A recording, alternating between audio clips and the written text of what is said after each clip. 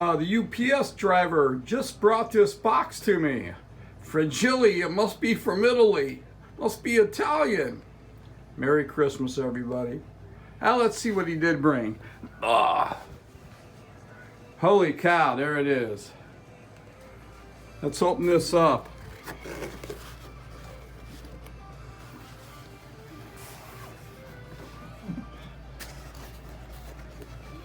Excuse the POV film in here. The POV. All right, let's see what we got here.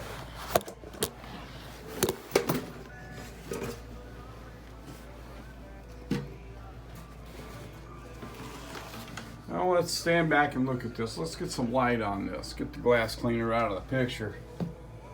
All right, it's an old mandolin. And this is not for me. This is going to be for my son for Christmas. And he's started playing a few things on the mandolin. He has a nicer mandolin than this. He has a lower, I guess. But I saw this on eBay and I thought he might like it. This is an old Sears, an old Silvertone. And I kind of did a little research on the headstock. And the guy listed this as a 1960's Silvertone. But I think this headstock will tell me the K probably made this one. K and Harmony made Silvertones and airline guitars for Wards and Sears. But the way this is scalloped up here, I believe the K made that headstock right there. And I believe instead of being from the 60s, I think early 50s, maybe even late 40s. Machine head tuners are in pretty good shape. And I'm going to get down here, and before we wrap this up as a Christmas gift, let's see if I can get down here, and I'm going to try to touch this up. It's got a few scratches. I'm going to buff this out. I got some new strings coming for it. Also, the strings are a bit high right here, at least for me anyway. And the bridge, I don't think this is the bridge that went to this, but it might be, I don't know. But I'm going to bring this bridge down. I'm going to sand the bottom down a little bit and sand the adjuster down a little bit. Looks like and it looks to me, it looks like a new bridge, and I think it's probably too big for this mandolin. I run across that with an old 1941 K guitar I got. I tried to find a new bridge for that, and it was impossible. So I think I ended up sanding on it and bringing it down, and finally got one to work. I think the old bridge had the spinners missing on it, so I wanted something new, but I think that's the new bridge, and I think just the bridge is too high. I don't see anything really wrong with the neck or anything. It's tight. Looks like somebody's tried to glue it at one point or another. But yeah, we'll touch it up, we'll shine her up a little bit, and then we'll put it in a box and wrap it up. All right, I got this bridge out. This might be, it might be the original bridge for it. It's like looks like a doggone Bakelite part or something. I don't know. It might be. What I'm gonna do is sand this down. I've got a coarse disc here. Now, if you're ever gonna do this, here's a flat surface.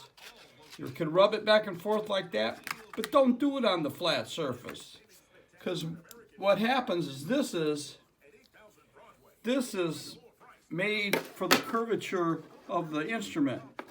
So if you do it here, then when you get done sanding it down, this is no longer made for the curvature of the instrument, and it won't, you need it to touch the instrument to make the sound. Now I've got the strings on here, so what I'm going to do is I'm going to flip this thing over here like this, and I'm going to put my sandpaper here, and I'm going to sand it about right here. As you can see, this fits on the curvature of this back here. So that's my idea. So we're going to sand this down a little bit and refit it to the strings.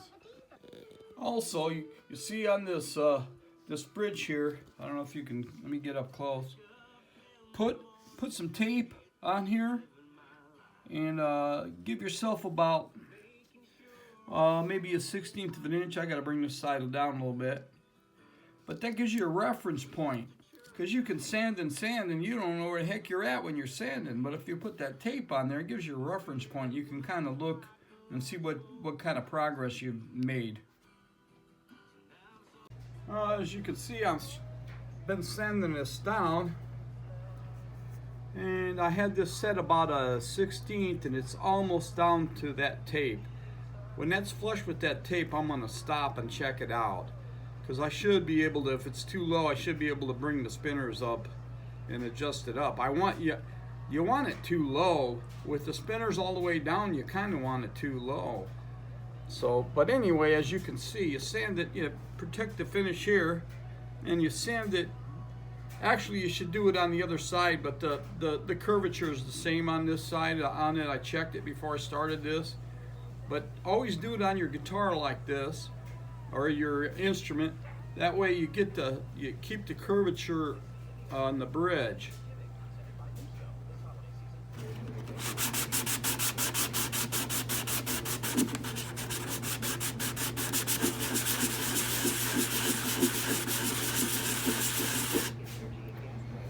Almost got it down to where it's flush with the tape. I had measured about, I'd say about a 1/16 of an inch. I'm just going to do it a little bit more. Also, when you got a sanding disc or piece of sanding paper, see how you get all the stuff? Kind of tap it off every now and then in the garbage can. There we go. And then kind of spin it around a little bit.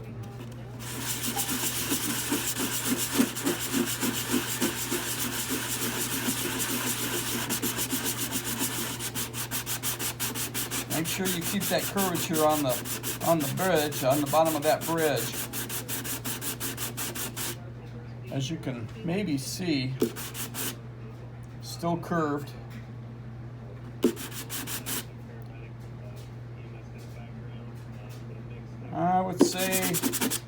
I'd say that's good.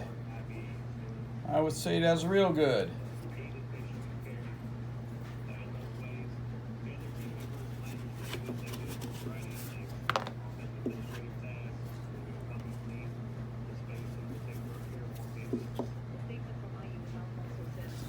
Now let's see what we got here. I don't know if you remember how I put that tape on or not, but it's just about flush right there. I think we're going to go with that. And no harm done to the instrument. Had that covered up. And I'm going to fit this with the old strings on there. Then I don't have any new strings for this thing, but I'm going to fit this with the old strings and put it to the side and then detail this thing out. It's got a few marks here and there. You know, one thing I have noticed, and I've got a couple of old K guitars and a couple old, I got a Kingston, and then I got this mandolin for my son. Let's get this into the light right here. Right there by the cowboy chords. People bought these things from Sears, and they try to play it a little bit, and look at that, look at those chords. And I said this is probably from the early 50s. Nobody's touched that. Heck, my old Strat and all that, the doggone frets are all wore out there. Look at the back of the neck. You know, they tried it, they gave up on it, and they put it to the side, you know. And it's been in storage. And a lot of the Ks and the Silvertones, the airline guitars, they're all just like that. Okay, I got the strings back on. I think I could go lower though, because this is adjusted all the way. Oops. This is adjusted all the way down. And I don't know, it looks on the video when I'm looking through it looks. So I want this with adjusted all the way down. I want it to look kind of like that. Let's see how the neck looks. Neck straight. So my next step is to pull this saddle off of here and work on that saddle a little bit, and so thin that out a little bit. I'm not going to thin this bottom out anymore. And as you can see, We kept the integrity of the curvature. But I'm going to pull it back out and take care of the saddle part of it. Well, I started touching her up a little bit, and I already lost the bridge. This bridge, I got it fit. I took the strings off. I got the bridge. It's down pretty low. In fact, you could probably adjust it up a little bit. We'll see. I might wait till I get the strings on it and then adjust it up and everything, of course. But we're going to clean her up. It's an entry-level mandolin, but I think it's going to be pretty. Yeah, we got this old mandolin apart and just kind of detailed it up a little bit. I'm not going to go crazy with the white stripe, but took some stain and touched up all the scratch and nicks and everything, and still got a few nicks. I'm not refinishing the thing. I'm just detailing it out. I got some Johnson paste wax. Let me see where that stuff is. I went through it with some stain, some real polishing fine steel wool, and when I got done with that, I wiped the stain off, wiped it down, and got this stuff out here. I'm letting it dry on there, and we're going to buff that off and use the buffer. Cleaned it up the other day, took it up and washed it out and everything. It's ready to go. Touched up a few nicks on the headstock and everything. I love this headstock. I think I've showed this 100 times, but that's got to be early 50s right there. Late 40s maybe. Well, I got it kind of cleaned up. I think the strings are going to fit pretty good on it. It's got a little patina on there. Buffed that out, but it's still got a little patina. You know? Yeah. That one's for our big rig friends. This is fitting good. See if we can be careful this weekend. It's fitting good on there. I mean, it's still banged up here. It's even banged up after. But we got her shined up.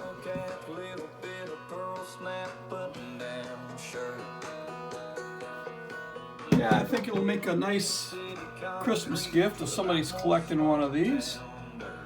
I think my son Cody will like that. And I bet it plays good. Yeah, she's an old K. I'm pretty sure she's going to be an old K. I think K and Harmony made mandolins and guitars and whatnot for Sears and Ward's. And my educated guess, so be it. This would be a K. Alrighty, there it is. Got to get some strings on her now. Alright, I got the strings on this old Silvertone mandolin. Got it cleaned up the best I could get it cleaned up. Let's take a look. Got some, I used Martin strings on it. I don't know what, I always use Martin strings on my guitar. And on my electrics, I always use GHS. I kind of like those. They've held up pretty good. I got these. Let's see, they start with number 10. That's what I would put on my archtop guitars. On the archtops acoustics that I have, I put start with 10s on there because I don't want, and this is old. So, also, I don't know if you can tell or not, but we've got the strings looking pretty good here. I don't know if you can tell that or not. I like to stick something in there to kind of let you compare it. And let me find something real quick here. Excuse the POV filming. Oh man, when you get old, you just can't pick up anything with these old hands, I swear to God. All right, let's see what we got here. Yeah, let's see. Here we go, watch out. Let's get it in the light. There we go, let's film this thing, man. I mean, she's good. Yeah, she's good.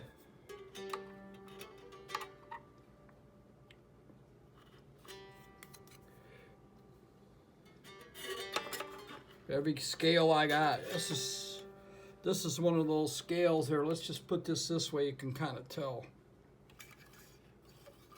Yeah, she's pretty close to the frets up there. That's as best I can get it anyway. Got a good tone to her. Listen to that. I don't know if this is real wood or what. Yeah, let me try to play you something on this. I'm not a mandolin player. Hold on a sec. My fingers are almost too big for the mandolin, but I know about one chord. So let's see what we can do. Let's roll our sleeves up because we're going to get serious here. Oh, almost dropped it. That would have been bad. I'd have had to go and buy another one.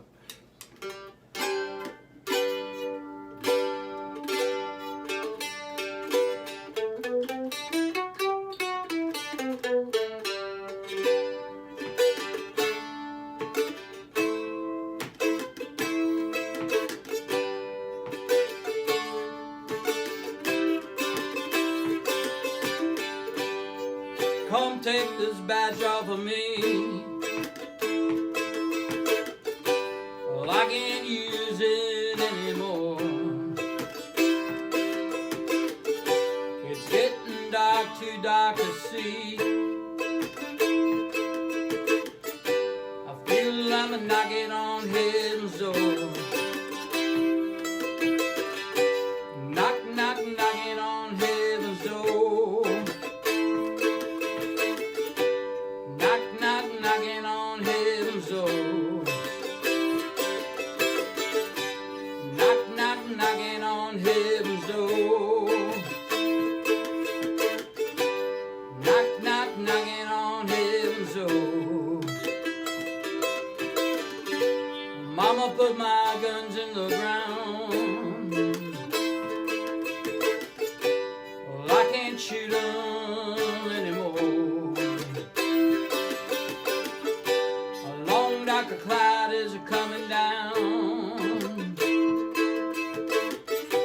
I feel I'm knocking on heaven's door. Knock, knock, knocking on heaven's door. Knock, knock, knocking on heaven's door. Knock, knock, knocking on heaven's door. Knock, knock, knocking on heaven's door.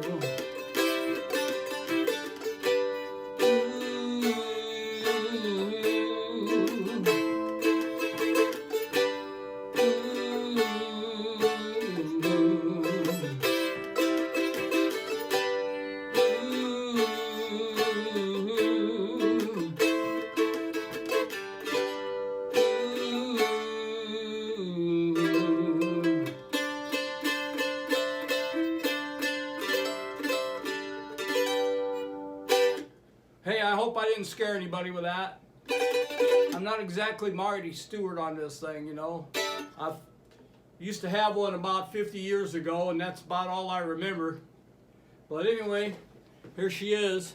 I thought she turned out pretty nice, kind of shiny on the back and everything. All right. Hey, Merry Christmas, everybody.